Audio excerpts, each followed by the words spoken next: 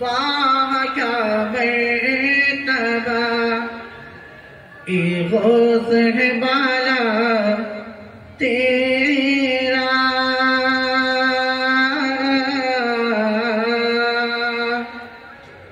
واہ کیا مرتبہ اے غوث ہے بالا تیرا،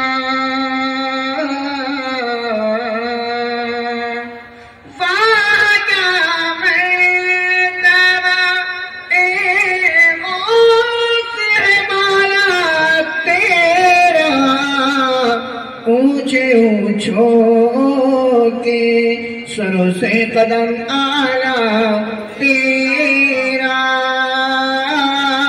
اونچے اونچوں کے سروں سے قدم آلہ تیرا، تجھ سے در در سے سگ اور سگ سے مجھ کو نسبت،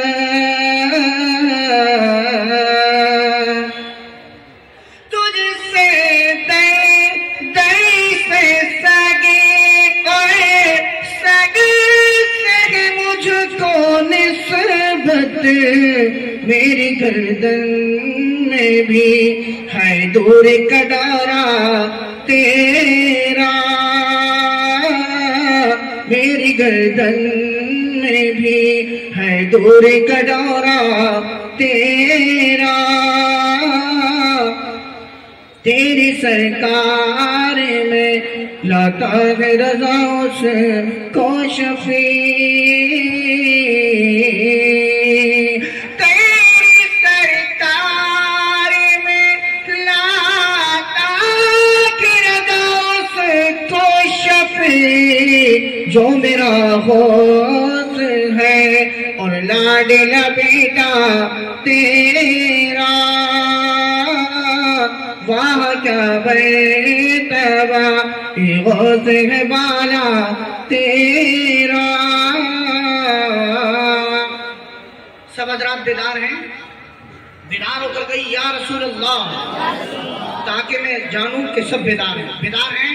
جی تیار ہیں؟ میں نے اس آیت کریمہ کی تلاوت کرنے کا شرف حاصل کیا۔ اللہ پاک فرماتا ہے کنتم خیر امت اخرجت للناس، تم سب سے بہتر امت ہو، تم لوگوں کے لیے نکالے گئے ہو، یعنی جتنی امتیں نکالی گئی تم ان میں سب سے بہتر ہو۔ اور بھی امتیں آئی دنیا میں، بات سمجھ میں آ رہی ہے نہیں؟ اور امتیں آئی نہیں آئی، تو تم ان سب امتوں میں بہتر ہو۔ وجہ کیا ہے؟ اللہ پاک فرماتا ہے وجہ یہ ہے تأمرون بالمعروف وتنہون عن المنکر، کیونکہ تم بھلائی کا حکم دیتے ہو اور برائی سے روکتے ہو۔ یہ امت محمدیہ کا خاصہ ہے۔ علوف کی بلندی کی علت کیا ہے؟ بھلائی کا حکم دینا اور برائی سے روکنا۔ آقا کریم صلی اللہ تعالیٰ علیہ وسلم نے دنیا والوں کو یہی تو پیغام دیا تھا کہ برائی کا خاتمہ ہونا چاہیے اور بھلائی کو عام کیا جائے۔ میرے آقا کریم نے ان دو کاموں کے لیے تمام اپنی عیش و آرام کو ترک کر دیا، اور پھر اپنے جانثاران صحابہ اکرام کو بھی اس بات کا خوگر بنا دیا۔ آپ کے صحابہ اکرام نے بھی اسی کام کو بخوبی انجام دیا۔ جبھی تو میرے آقا کریم نے فرمایا علیکم بسنتی وسنتی بخلفاء الراشدین، علیکم بسنتی وسنتی خلفاء الراشدین، یعنی تم پر میرا طریقہ لازم ہے اور میرے صحابہ اکرام کا طریقہ لازم ہے۔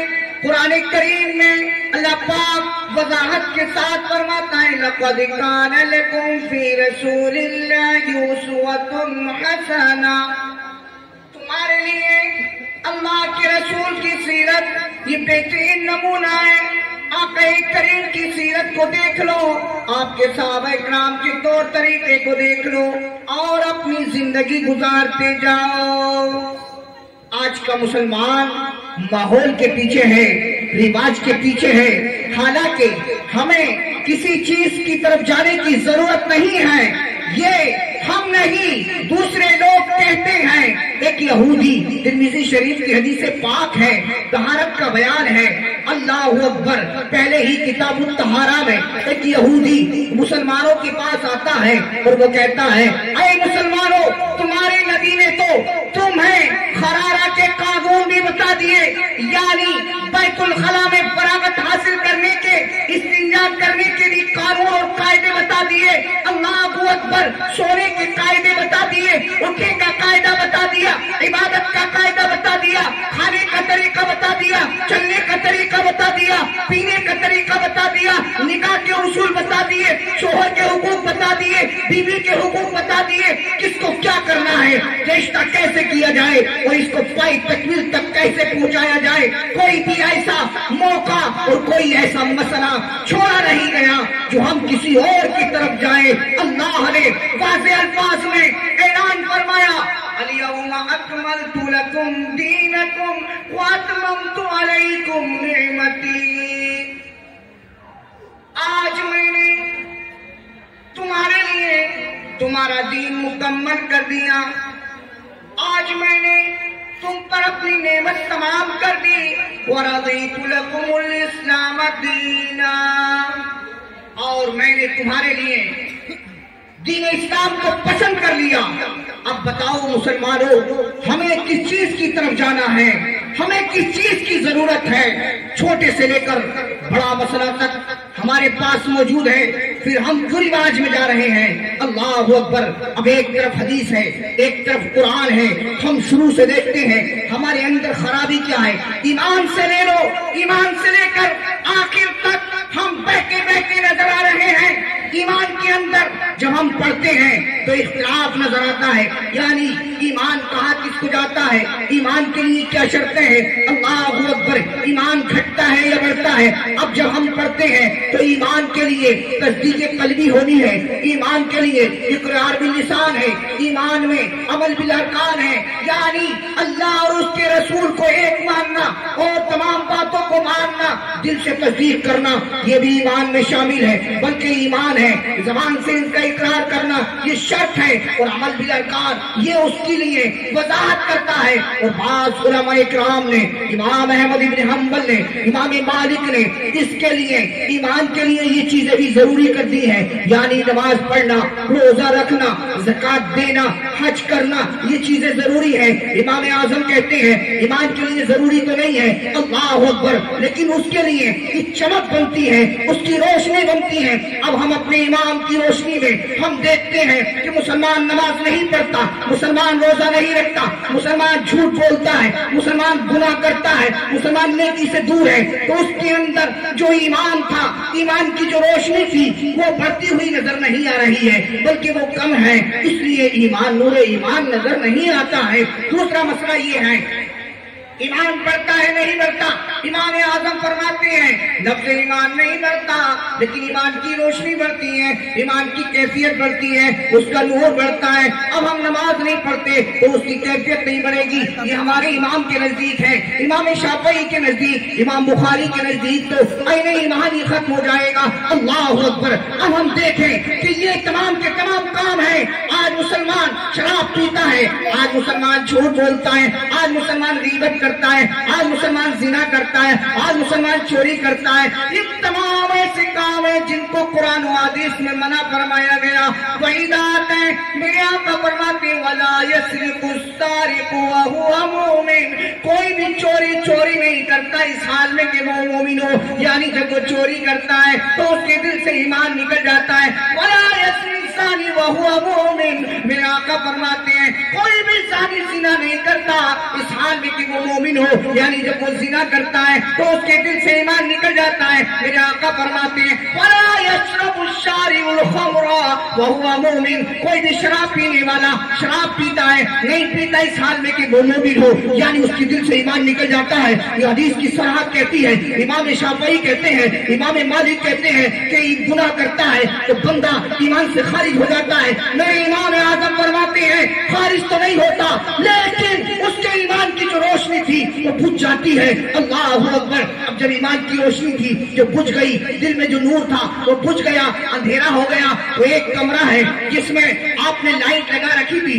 जिस लाइट की रोशनी में आप देख रहे थे कि किस कोने में कौन सा सामान है, किस कोने में मेरा मोबाइल है, किस कोने में मेरा सामान है। लेकिन जब वो लाइट बंद हो गई, अब आपको नजर नहीं आ रहा कौन से कोने में आपका सामान है, कौन से कोने में आपका बिस्तर है, कहाँ कहाँ आपका क्या सामान है। इसी तरीके से जब ईमान वाला मोमिन बंदा गुनाह करता है तो उसके ईमान में कमी आ जाती है, रोशनी बुझ जाती है। और जब वो रोशनी गुल हो जाती है, बुझ जाती है, तो उसे अच्छा बुरा नजर नहीं आता। यही हाल है हमारा। घर घर लड़ाई, भाई भाई में इख्तिलाफ है, बाप बेटों में इख्तिलाफ है, माँ बेटी में इख्तिलाफ है, बहन बहन में इख्तिलाफ है। ये कैसी दुनिया हो गई। अल्लाहु अकबर। मेरे आका ने फरमाया था कुन फी दुनिया का गरीब कान का गरीब। तो दुनिया में ऐसा हो जा जैसा कि मुसाफिर होता है। एक मुसाफिर जब चलता है तो उसका मकसद अपनी मंजिल मकसूद होती है। वो रास्ते में ठहरता भी है, वो रास्ते में खाता भी है, वो रास्ते में सोता भी है, लेकिन ऐसा नहीं सोता कि उसका दिल लग जाता है। वो रास्ते में ऐसे नहीं रहता कि उसका दिल लग जाता है। उसका मकसद, उसका हर एक उज़्व, उसका हर एक उज़्व उसका इशारा करता है कि मुझे पहुंचना अपनी मंजिल पर है। मेरी मंजिल तो कोई और है, हमारी मंजिल तो कोई और है। अल्लाह पाक फरमाता है वलिल्लाहिल आखिरतु वल ऊला। आखिरत भी अल्लाह के लिए है और दुनिया भी अल्लाह ही के लिए है। आए मुसलमानों, जब हमने अल्लाह की नाफरमानियों को अपने गले में तोप बनाकर डाल लिया है, गीबत हमारा शेवा हो चुका है। हालांकि कुरान कहता है वला यक्तब बादुकुम बादा, तुम एक दूसरे की गीबत न करो। शराब हम पी रहे हैं, शराब के लिए कुरान करीम फरमाता है इन्नमल खम्रु वल मैसिर वल अंसाब, कि तुम जुए से बचाओ, शराब से बचाओ। अल्लाहु अकबर। हर एक तरह का गुनाह हमारे अंदर मौजूद है। अब नेकियों का मामला आ जाए तो नेकियां करने में कोई बड़ा कमाल नहीं है अगर हम गुनाह से न बचें। अगर हम गुनाह से न बचें, आज मुसलमान जहाँ एक सब नमाज पढ़ते थे 3 सफ़े नमाजें हैं, जहाँ 3 सफ़े 5 सब नमाजियों की हैं। लेकिन मामला ये है कि गुनाहों के अड्डों पे भी कसरत है, गुनाहों से रुकने का नाम नहीं है। इसलिए हमें गुनाहों से रुकना ये इस कदर जरूरी है कि नेकियां करना अपनी जगह पर है, लेकिन हम नेकियों के साथ साथ हम गुनाहों में मुलव्वस हैं। बड़े बड़े बातें करने हुए लोग गुनाहों में मुलव्वस नजर आते हैं। अल्लाहु अकबर। इसलिए हमें गुनाहों को छोड़ना है। यही अल्लाह के महबूब बंदे थे, यही सहाबा इकराम है कि जो जान की बाजी तो लगा रहे हैं, लेकिन वो शिर्क और कुफ्र और तमाम तरह के गुनाह को लात मारते थे, दुनियावी जिंदगी को ठोकर मारते थे। दुनिया की खातिर हम झूठ न बोले, दुनिया की खातिर हम मुकारी न करें, वादा खिलाफी न करें, गाली गलौज न करें, किसी का हक न मारे। यही तो अल्लाह के करीब करने वाली बातें हैं जो मुसलमान नहीं अपना रहे हैं, गुनाहों को नहीं छोड़ रहे हैं। यही वजह है कि हम इतने बुज़दिल होते चले आ रहे हैं, हमें अच्छाई और बुराई का ही पता नहीं चल पा रहा है।